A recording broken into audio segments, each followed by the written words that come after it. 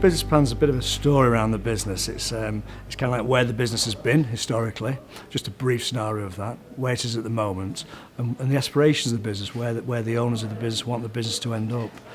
It's very important they get it right and simple, that a lender can understand it, because following the 2008, when everything went pear-shaped in the economy, bankers and funders, they all want to know the precise details of a business to really understand why the funding is required and where the business is going, pure for a security and risk basis. Yeah, when you're looking at a business financial plan, the sort of top tips that you need is to make sure that you're aiming for the right person. So when you write the business plan, it's a bit like your CV.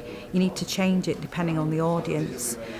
So if you've got like a generic plan, then what I would suggest is that every time you apply for anything, that you update it and make sure that it's actually aimed at the person. So for example, if it was going to a bank, it would be different than if it was going to another commercial finance company. So it's about knowing your audience on your business plan.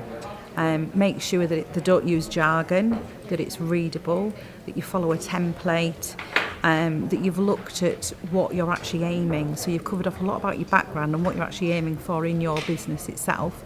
Make sure it's very simple. And one of the most important things is that if you're going to do any financial information, that the words and figures do actually meet. Top tips for developing your business plan. This is a dynamic document which sets out the goals and aims of your business. It's something that you should work with on a regular basis. It should be updated as and when necessary, and it shouldn't be something you just drop into the drawer and pull out every time the local business manager arrives. It's something that will help you with your growth plans and aspirations for your business, and it's something which is dynamic and is part and parcel of your daily business life. I always look at it from a funder's point of view, and the funder will always look at a business plan in the same way. They will first of all look at the overview. The overview will give them a good picture of what the business is all about. The funder will then usually look at the financial analysis page close to the back, which then gives us an opportunity to see what the owner manager or the director is thinking about his business from a financial standpoint. After that, you would then look at the financials just to make sure that they correlate with the financial analysis. The stage after that would be you would look at what the business does, how the business does it, who the management are, who the competitors are, and what the market looks like.